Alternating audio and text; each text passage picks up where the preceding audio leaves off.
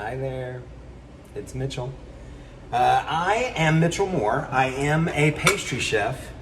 Notice how I didn't say, hi, I'm pastry chef Mitchell Moore, because that would make me sound a little bit like a douche, and nobody wants that, unless you're a douche, which I am not. I am, however, quite curmudgeonly, so I'm not down with the whole pastry chef thing. I am a pastry chef. I don't have to prove it to anyone. I own 3 different restaurants. I own Campbell's Bakery and Campbell's Craft, which sells donuts and tacos and coffee in Jackson, Mississippi. So that is my CV, and that's all you need to know. We are making cinnamon rolls tonight, or I am. You're probably not prepared to do that because you're watching this after I made it. Sorry about that. Hate you can't be here live. Sorry, I'm using my phone to record this, and I'm getting texts and trying to read it sideways while at the same time forgetting that I'm actually on camera. That's totally my bad. But I'm new at this, and I suck at it like I do everything else. So don't expect too much. Keep those expectations way down here, and you'll be just fine. Tonight, we're making cinnamon rolls, or rather, I am going to show you how to make cinnamon rolls. I've got some dough here. This is white bread dough, yeast-raised dough. It could very well be sourdough, but it's not. It could very well be Japanese milk bread. It could very well be whatever you want it to be, as long as it's bread dough. Nobody cares. All you're doing is feeding your family during a worldwide pandemic when we're all a little stir-crazy inside the house. So it can be whatever. It just needs to be white bread. I do have a recipe for yeast-raised bread on another video. I think it's video number 4 under sourdough starter. Eventually, I mean, I'm new to all of this technology stuff, so I make cookies for a living, so give me a break. But eventually I will figure out how to make my own yeast-raised video, and then I'll have that, and it'll have a title, yeast bread, or white bread, or farmhouse bread, something like that. Sandwich bread, we might call it. I don't know. Nor do I care at this exact moment. But anyway, back to bread. Cinnamon rolls. I've got my dough right here. Rules. Number 1, don't send me a friend request. Don't find me on Facebook and send me a friend request. I don't know you. I don't want to know you. I have plenty of friends in my life. When one of them dies, then I'll accept your friend request. Until then, ixnay on the friend shit. I don't know. On the ecrest ray. Man, that's tough. Try that. Video yourself saying friendship request in Pig Latin and send it to me so we can all make fun of you for spending your time doing that. I've got my bread here. Rule number 2, don't mess with me about not wearing gloves. There's a hand washing sink right there that I used. So this is a professional kitchen. We wash our hands all the time, unlike you civilians. I've got my white bread. First thing you want to do is a little flour underneath it, and then roll it out. You could use this, which is much more like an American rolling pin. You could use a French rolling pin, which is the tapered ends. You could use a wine bottle if you don't have either one of those. You could use whatever, as long as it has a roughly cylindrical shape. The key to rolling out, I'm looking for a rectangle of dough. And the key to rolling out a rectangle of dough is to only go in 2 directions. You can go side to side, and you can go up and down. Side to side, and up and down. Now, I actually don't want to go up and down anymore. I want my cinnamon rolls to be about this tall. So I'm just going to stop with the up and down, and I'm only going to go side to side. Doesn't have to be too thin, but you can't have it too thick either. As you roll it up, it's gonna get like this big, as big as your head. If you want a cinnamon roll as big as your head, then just leave it thick. That's up to you. This is your cinnamon roll. You can have it however you want to. I'm not the cinnamon roll police. I, however, am going to make it about this thick. Then I'm going to relax the dough and separate it from the table. A lot like you would do like a sheet if you're making your bed, like that. So that's what I'm doing. making sure that it's not stuck, and I'm relaxing it. Then I am going to put on a glove because I'm going to spread out the butter on the cinnamon roll. So next, you need to melt some butter. How much butter? I don't know. I don't know how big of a cinnamon roll you're gonna make. I don't know how many cinnamon rolls you're gonna make. I don't know how much butter you have in your house. What if I don't have butter? Well, then just use margarine, use parquet, use, don't use canola oil. Yeah, use canola oil, use vegetable oil. It doesn't matter. It just needs to be some fat. If you're using vegetable oil, I would not use that much, but we're not using vegetable oil. So it has a ton of flavor, so I'm going to pour it right out. But don't you need a brush to, no, you got a hand. God gave you a brush right here. That's how I comb my hair in the morning, is with my hand. That's the benefit of losing most of your hair. Eventually, I won't have to comb it at all. That'll be such a great day when I don't have to comb my hair anymore. It really won't. But I'm already married, so she's trapped. What can she do about it? Now I'm gonna take that glove off, and I'm gonna measure out my cinnamon and sugar.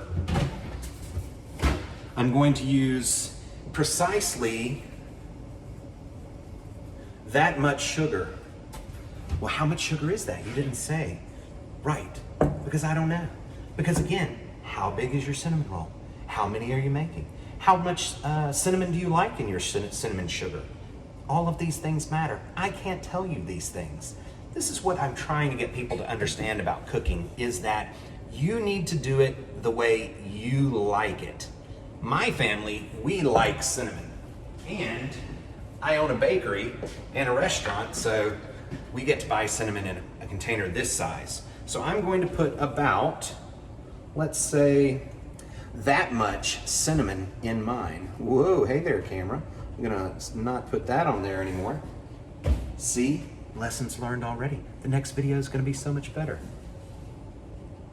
It's really not. I put this much cinnamon in mine. Now, I also put brown sugar in mine. This happens to be dark brown sugar because it's what I had. It doesn't have to be dark brown sugar. You could easily use light brown sugar, but do put some brown sugar in it. Why is that? What's the science behind that? It tastes better. That's what it is. It just tastes better. Plain and simple. There is science behind it. It has molasses. Molasses is going to help it caramelize. It's not going to burn, blah, blah, blah. But nobody cares about any of that. That's what Alton is for. I am just here to show you how to cook.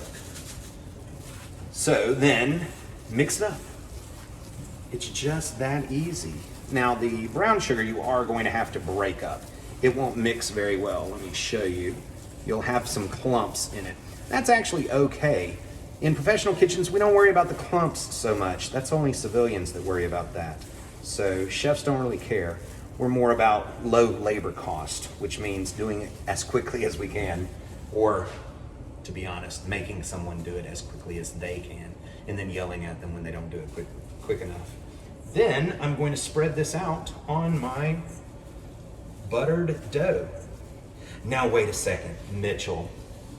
You're telling me that cinnamon rolls are nothing more than like rolled out dough with some butter and some cinnamon sugar, and you didn't even measure any of it? Bingo. That's exactly what I'm telling you. None of us ever do. We don't know. You can't tell me that there's a bakery out there.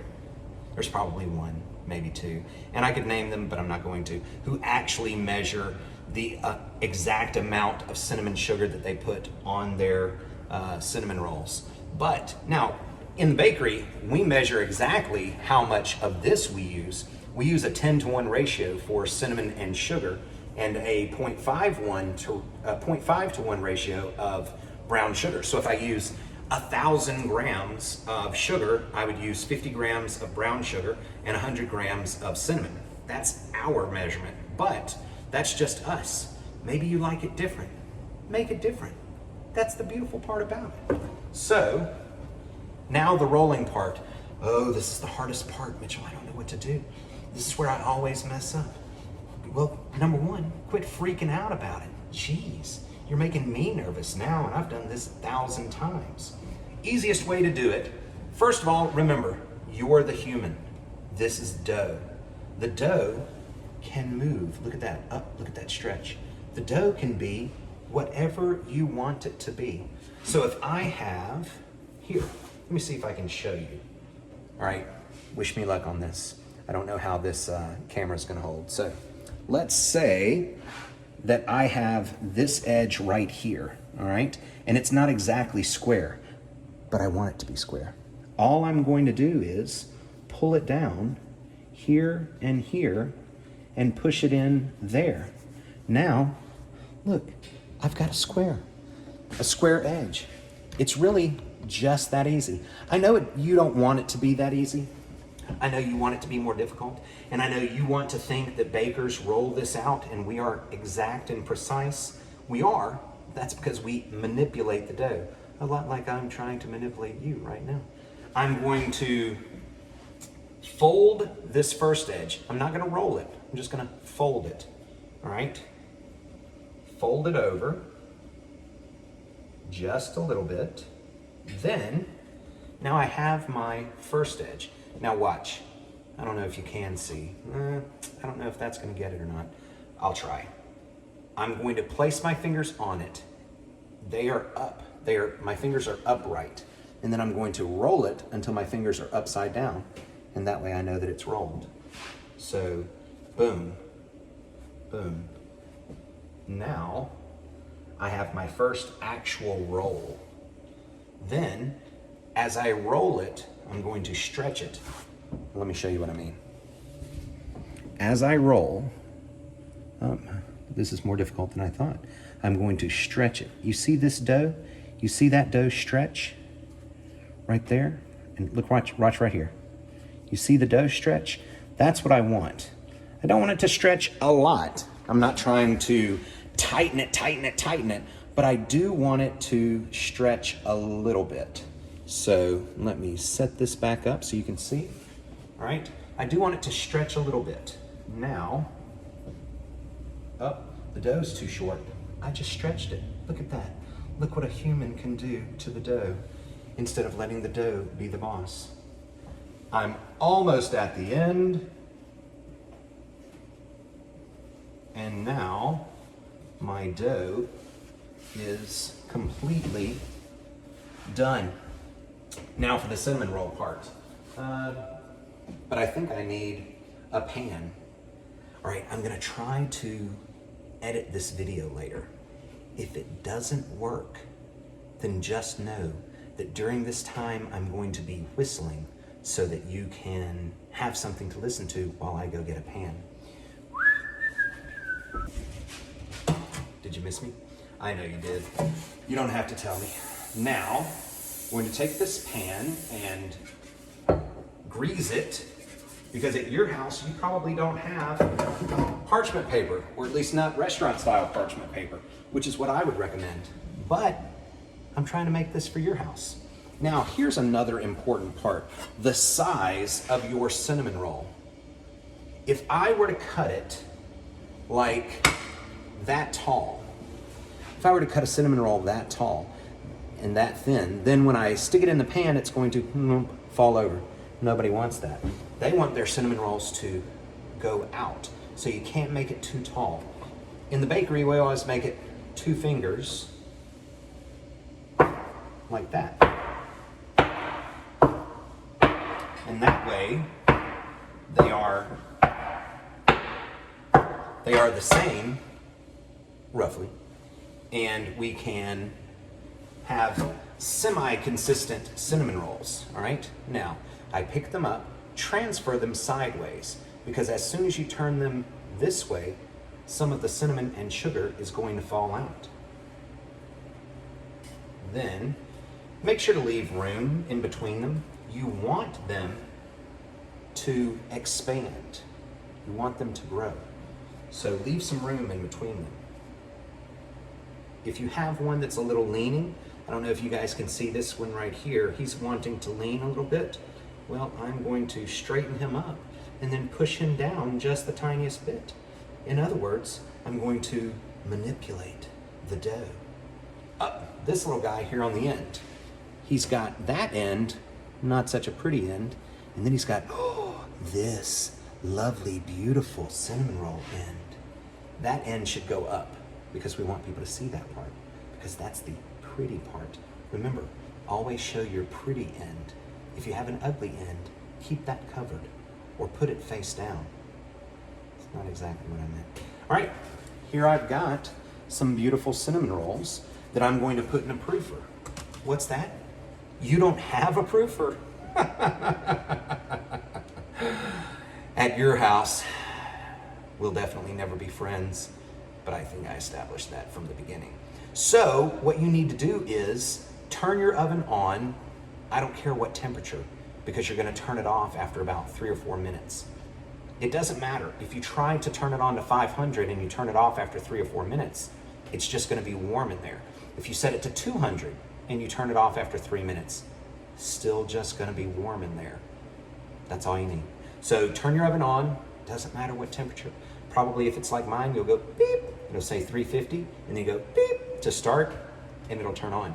Set a timer, doot, doot, doot, for 3 minutes, and when that timer goes off, beep, beep, beep, then turn the oven off. Beep. I'm going to do that right now. All right, I've taken these out of the oven. They're not quite ready yet, but really close, so that I can show you a few things. Number one, this little guy. Hey there, Mr. Mushroom. So this one was rolled too tight, and he has no place to rise to except straight up. The others, however, you see how this part has come off? A lot of people care about that. I'm not one of those people. So I'm just going to bake these up anyway. It's just how I do it. But how can I tell when these are proofed all the way? This part of the dough is what you're looking at. And this in here. You see how teeny tiny, it's like that thick.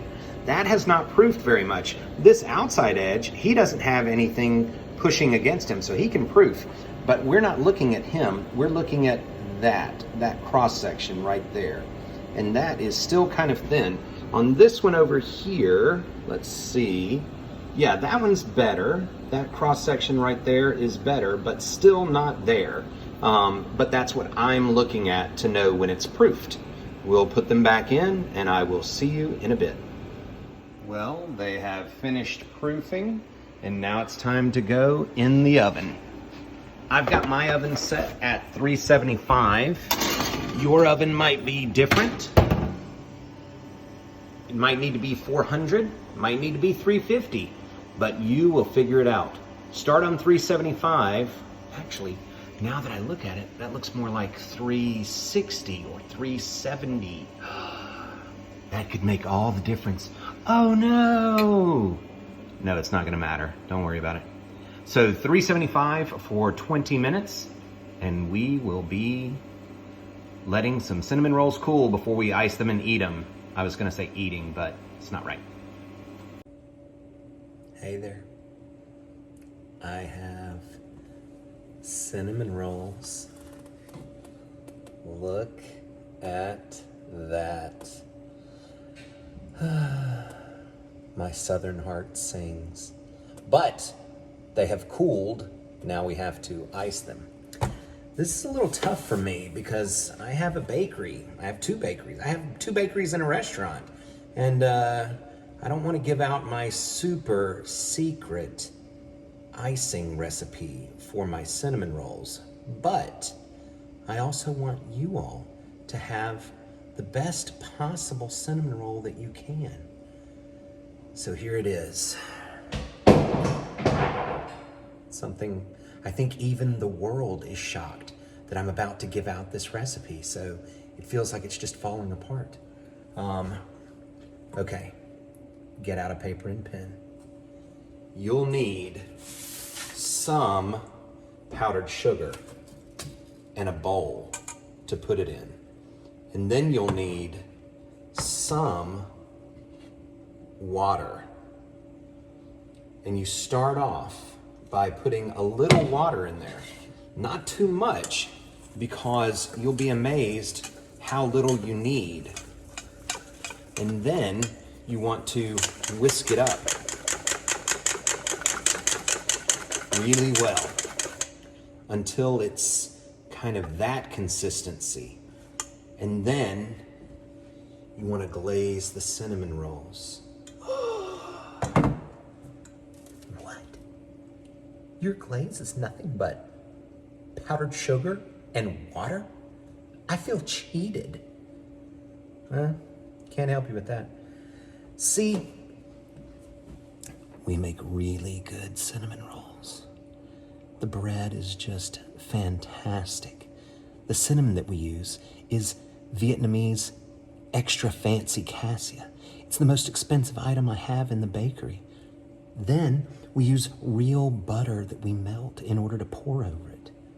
And then all of that, you want to taste all of that. So don't cover it up with some crazy, insane flavored glaze. It's cinnamon roll glaze, for goodness sakes.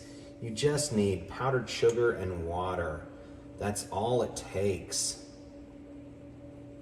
Then, this is exactly how we do it. And now you can put more. Yours can actually be thicker if you want. We don't like ours like that. The glaze on our donuts is really thick, but the glaze on the cinnamon rolls isn't. It's just a personal thing. Remember, these are my cinnamon rolls, and I do them the way I want. You can do them the way you want at your house or your bakery, and I won't say a word to you about it. Now that, let me keep them from falling down. Now that, I don't know how you get any better than that. And you did it. You made these, not these in particular. I made these. Those that you're looking at your house after you make them. You made those. Congratulations. I'm so proud of you. You did really well. Now I've got all of these cinnamon rolls and I don't know what to do with them. Just ignore me. I'll be back. No, enjoy your cinnamon rolls, folks. If you need to know how to make the bread dough, use our yeast raised bread recipe. I think it's on one of the videos, video 4, I think. And after you take it out of the refrigerator, roll it flat, knead it about 2 or 3 times, 4 or 5 times, like you'll see in the video, and then roll it out flat. Easy peasy. It's just baking after all. Thanks. Now, get out of my kitchen.